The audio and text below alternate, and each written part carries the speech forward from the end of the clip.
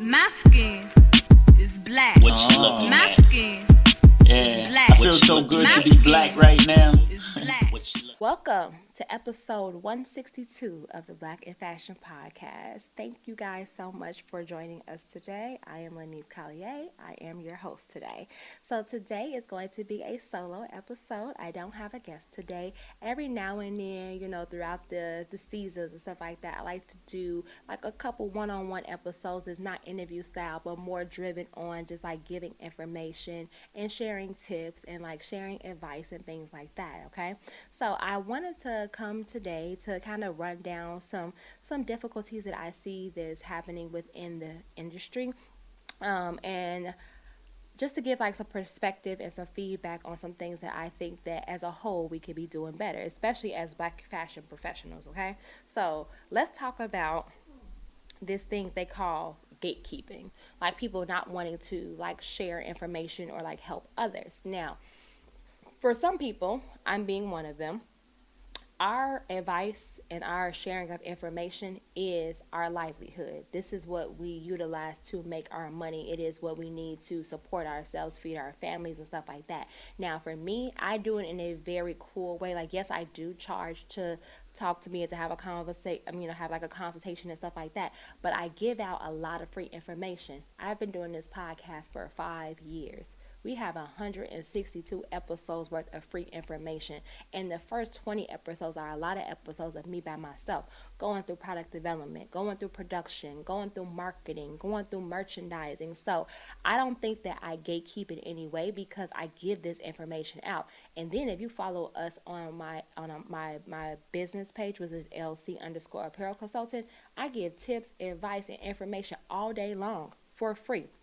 I have a show on the Fashion Network, on the Fashion TV Network called The Stitch Life. That's more information for free. So I have 3 different platforms where I'm giving out free information. So when people, reach out to me and they're like, oh, I need some advice on this, and I'm just like, hey, you got to book an appointment, or like blah, blah, blah. They're like, I gotta pay to talk to you.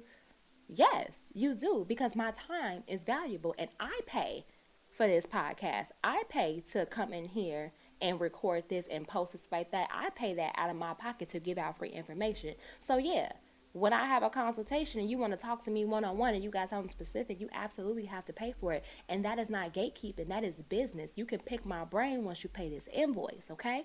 And that's on period.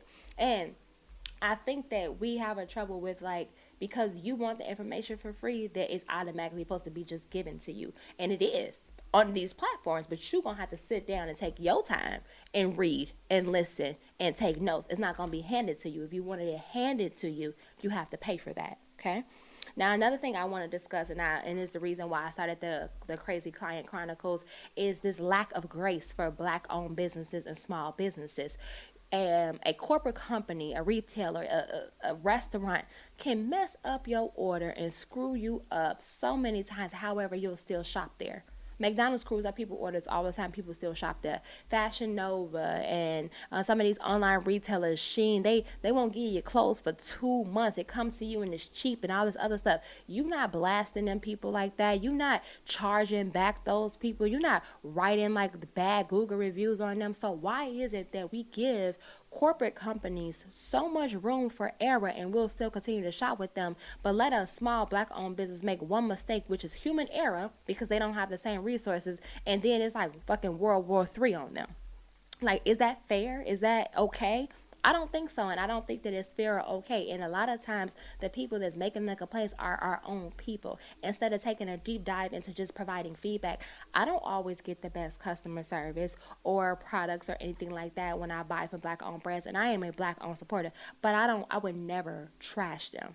I would never talk about them. I provide feedback. I've gotten things from high-end Black designers, and I wrote them an email like, hey, I love the piece and I love your design, but these are the areas of improvement. I don't have to go writing on their page in the comments talking about nothing. I don't, and saying mean and nasty things to people. I don't have to go on Google and write them a bad review, because how are they really gonna grow? Like, there's a difference between being like aggressive and just like being a complainer, being mean, but and then if there's a difference between that and providing constructive criticism. Constructive criticism and giving somebody some feedback will help them go a longer way, and is a way for them to receive it. they can receive the information that you're giving them. When you write something really mean under somebody's post or on Google or something like that, of course they're going to get defensive, because you could have just came to them. Why you got to come to them over, around the world, and on these social things, so I think that is an issue and something that we can work on as a people. Now, another thing that I see a lot, and I've asked this question on our Instagram multiple times, is what are you lacking as a Black designer? What is your issues as a Black designer? Like, what challenges are you facing? And the two things that I get the absolute most is marketing and capital. Okay. Now, and I always ask, so what strategies are you utilizing to change that? Because somebody will be quick to say they can't afford something, but they'll spend money on something else. So then it goes back to aligning with your goals. Like for me, business last year was trash. And when I tell you it was trash, it was trash. Like, it was so up and down. It was, I had some lawsuits there. I had people who wanted to do chargebacks on me. It just was a really, really rough year. And by the grace of God, I got through it all. But in that time, it humbled me too, to figure out what I really needed versus what I did not need. I was able to put more money into fixing and turning things around when I started making certain sacrifices. I stopped getting my nails done. I stopped going to get my hair done. I stopped getting my lashes done. So we're quick to say that we can't afford something, but it's because of the lifestyle that we live. I used to travel all the time. I didn't really travel that much last year. And that is the reason. It's like, you have to make changes in order to get to money. So if capital is an issue and money is an issue, look at your budget. Look and see what you're spending on, what subscriptions, travel, whatever it is, and remove some things. I had to make a big sacrifice when I opened my studio. I had to get rid of my car. I love to be rolling around in my car, but unfortunately, my studio and me building my business was more important. And I'm not saying you have to go that way, but I'm just saying I did what I had to do. The car was not a necessity when I was trying to run this business. I could take public transportation, or I get my butt in the Uber. So when you want something bad enough, you'll make the sacrifices that you need in order to get those things, So with money, and I'm not saying that is you have, like, unlimited funds, because some people have kids, some people are struggling. I get all of that, but I'm telling you that if you work out a budget and you make sacrifices to your goals, it does make a big difference in the results that you receive. Now, when it comes to marketing, it's like, granted, marketing can be very, very difficult. It can be very, very hard. But without going to school for it, or being like, oh, my fashion design school didn't teach me that. You didn't major in that. You majored in design. So they're going to teach you design. Why would a fashion design school teach you business? You're not taking a business program. So for me, what I did, because I knew what the ultimate goal was, I was a design major that always took business courses. And then after I graduated, then I went to try to I got a master's in fashion management and merchandising. I moved to New York to go to LIM to get on that business side. And then I worked in retail, and I worked in business, and I worked in the corporate area. So I never actually learned like certain areas of the business. I had to figure them out. I read like crazy. I read marketing books. I read these things. So for the people that are struggling, even if you didn't go to school, there is a way to learn things. There is so much free information and free content out there, but are you doing the extra amount of reading the information, absorbing the information, and then applying it? That's the difference. You could take a whole bunch of classes too and not apply any of it to your business. That's the problem. And that's the thing that I see. Like, oh, I took a class on that. Oh, I knew about that. I know that. Why are you not executing it?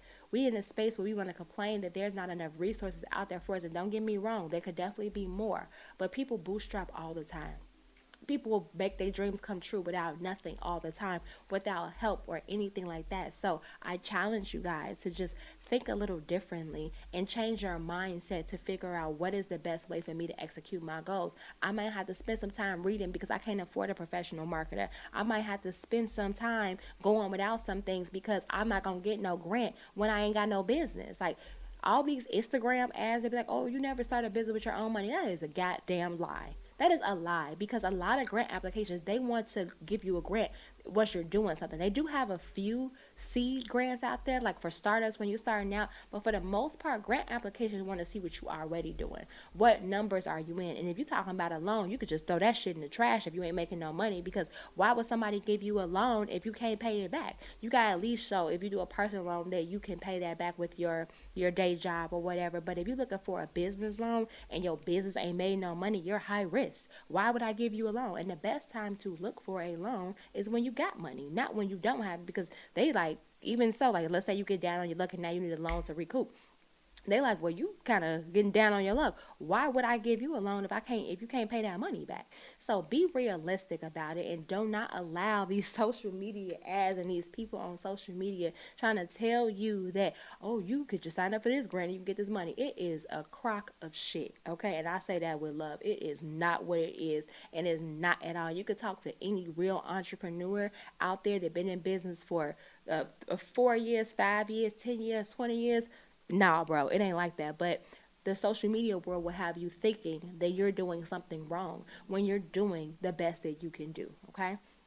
So I thought that that would be great, just to share with you guys, and I want everybody to really, really understand that you are in control of your success.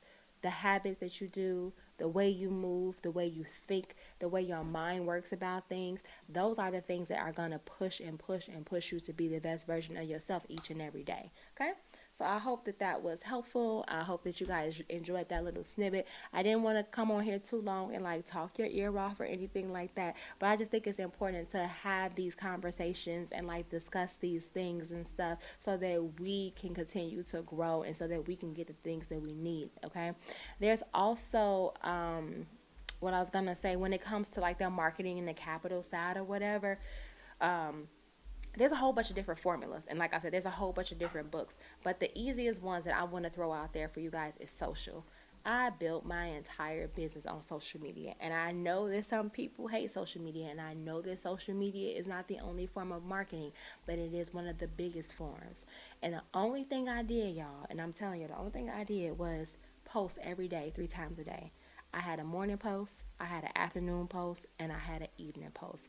I stayed consistent and just showing what I can do. I wasn't being like, shop now or get this now. Like, I literally was just showing what I could do, and I was authentic and I was transparent in my approach. A lot of people don't like to get in front of the camera. I didn't either at first, and then I read, and I had a friend who does marketing. So I'm just like, you got to get in front of the camera. Like, people got to know you, know your story, know your personality in order to even want to buy for you. A lot of people feel like they can resonate with me, like they want to work with me just off the strength of the way that I am, that I come through with transparency, I come through with assertiveness, I come through with authenticity. I'm literally just being myself on this microphone. It ain't no gimmicks, it ain't no innings, it's nothing. I am who I am, and that's it. And I put that in front of people, being unapologetically me, and people were receptive to it. And I get in front of the camera, perfect or not perfect. I don't have on no makeup right now at all. And there's plenty of times when I'm in front of that camera with no makeup on, no lashes. I don't care. It's not about that to me. What's about to me is me living in my purpose and me living in my passion, which is fashion and teaching.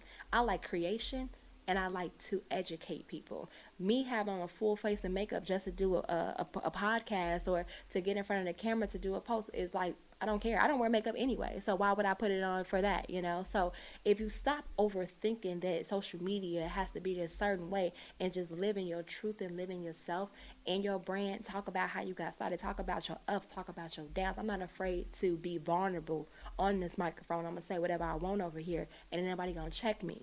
And if anybody has an issue with what I say, they could always unfollow, get off the page, but I think it's important that as you're building, whether it's a product-based business, whether if it's a service-based business, that your consumers know who you are.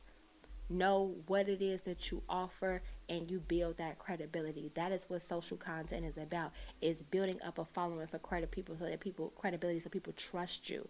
Trust that you can get the job done. Trust that your product is the best product, that you got the best product, you got the best service, everything. But they need to hear from you. And if it's not from you, then maybe you need a brand ambassador or a PR person where you could write everything down. But honestly, you can't build a business being scared. It's risk taking involved. It's long nights. It's a lot of things involved in that, So do the work to get the results that you need. And on that note, y'all, I'm gonna head on out. And as I always say, stay black. Peace out.